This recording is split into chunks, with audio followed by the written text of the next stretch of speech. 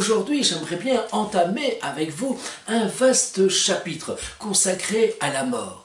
Je vous avais déjà dit qu'il n'y a pas de philosophie sans mort. En effet, c'est parce qu'il y a de l'inconnu, c'est parce qu'on ne sait pas ce qui nous attend par-delà la mort que nous sommes tous ici en train de réfléchir, de se questionner, de philosopher. La mort est l'impensable, l'inconnu, l'ineffable, l'indicible par excellence. Puis-je penser la mort?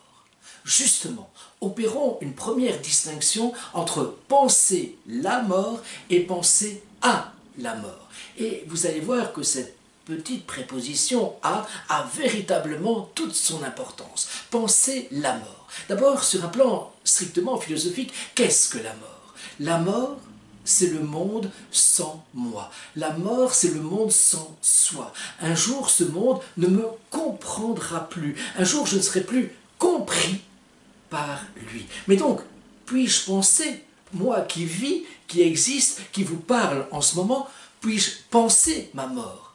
Non, bien sûr, je suis incapable de me penser mort. Bien sûr, je peux voir ce bureau en ce moment vide de moi, mais est-ce véritablement la mort? Non, bien sûr. Je pense à cette phrase de Gabriel Marcel, ce philosophe existentialiste français dont nous avons déjà parlé. Gabriel Marcel dit ceci: penser sa mort, c'est se mettre à la place de quelqu'un qui me survivra et pour lequel ma mort sera sa mort. C'est par une espèce de dédoublement mental que je peux voir ce bureau vide de moi, mais encore une fois, ça ne constitue pas la mort à proprement parler. Maintenant, penser à la mort. Il m'arrive effectivement, bien souvent, de penser à la mort. Il m'arrive aussi bien souvent de n'y pas penser, bien sûr, parce que si on se focalise un peu trop sur la mort, on ne vit plus précisément. On peut donc réfléchir au quand, au comment, au pourquoi, en deux mots, au pourquoi en un seul mot, au pour qui aussi de la mort. Le quand, tout d'abord. Je ne sais pas quand je vais mourir, mais c'est ma seule certitude. Je mourrai. Je ne sais pas exactement ce que je vais faire dans 2 heures ou dans 2 jours. J'ose espérer que les projets que j'ai en tête vont se réaliser. N'empêche, ma seule certitude, c'est que je vais mourir. Je mourrai un jour. Le quand, je ne sais pas. Sauf en cas de suicide, par exemple, ou de sacrifice. Je peux effectivement déterminer le quand de ma mort. Je peux déterminer aussi le comment de ma mort.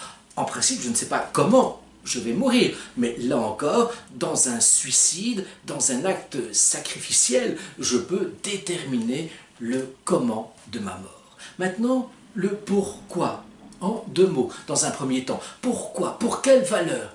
Quelle est la valeur qui en vaut véritablement la peine? Mourir pour des idées, dit le poète Georges Brassens, d'accord, mais de Morland honteux, d'accord, mais de Morland honteux. Est-ce qu'il y a une seule valeur qui en vaut véritablement la peine? Je vous pose la question.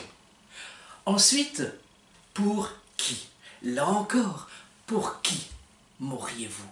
Pour qui seriez-vous prêt à mourir? Et enfin, le pourquoi, en un seul mot. Je ne sais pas pourquoi on vit, je ne sais pas pourquoi on meurt, mais en tout cas, je sais que je vis et je sais que je vais mourir un jour. Pourquoi?